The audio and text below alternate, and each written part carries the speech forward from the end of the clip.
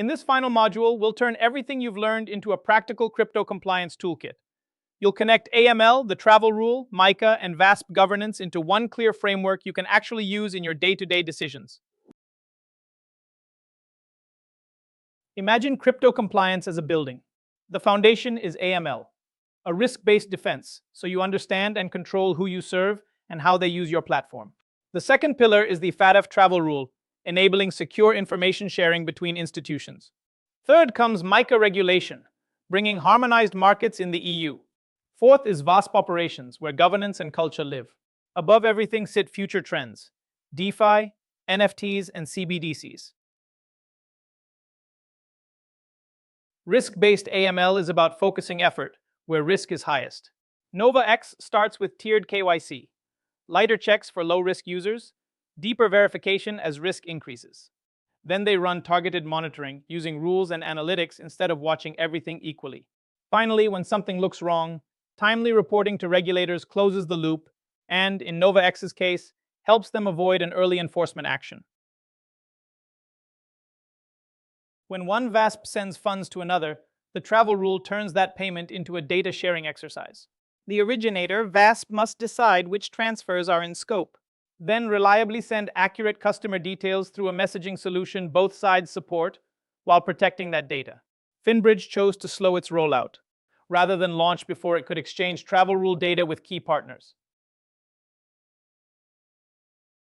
MiCA's big promise is harmonized markets.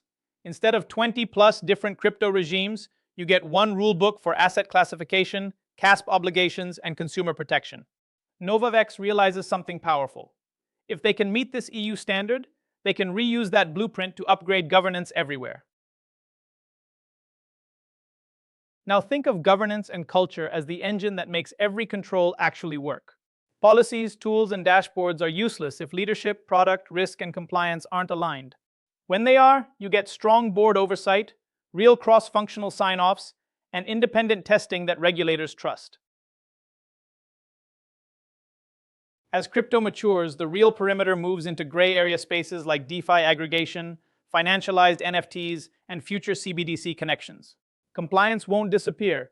It shifts closer to code and data. Teams that pair advanced analytics with clear risk limits will stay bankable and regulator-ready.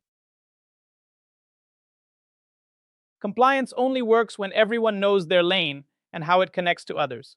Use this matrix as your mental checklist. Founders set culture and risk appetite. Compliance translates laws into rules.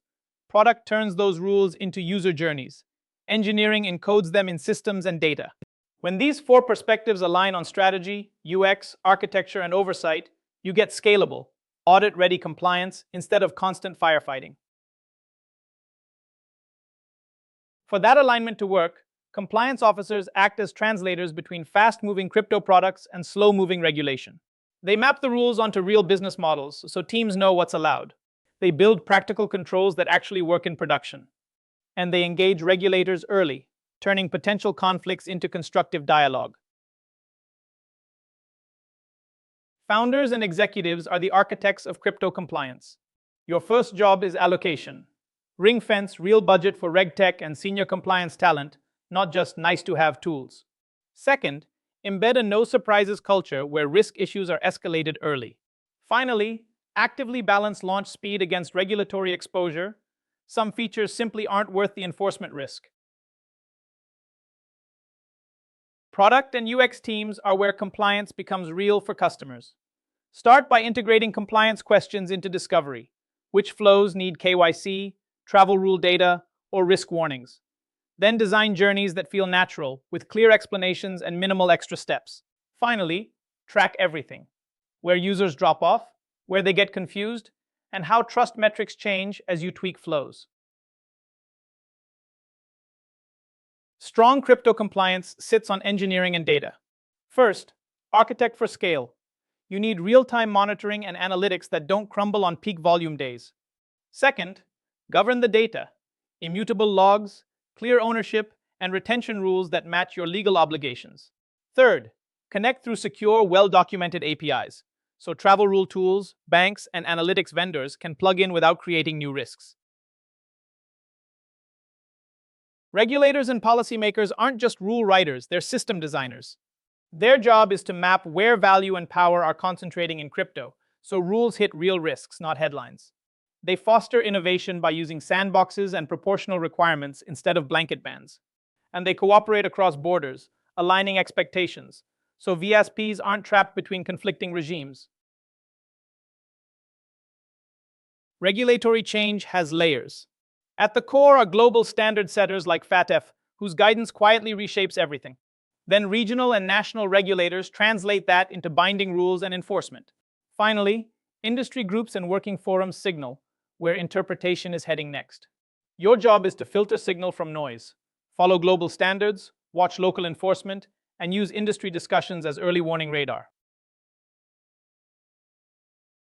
Here's how you turn this course into ongoing impact. Pick 3 high-quality sources on crypto regulation and risk, and treat them as your personal radar. Block a recurring weekly slot to review updates and translate anything important into concrete changes to your procedures, controls, or training. When you treat compliance as living infrastructure, it becomes a real competitive advantage.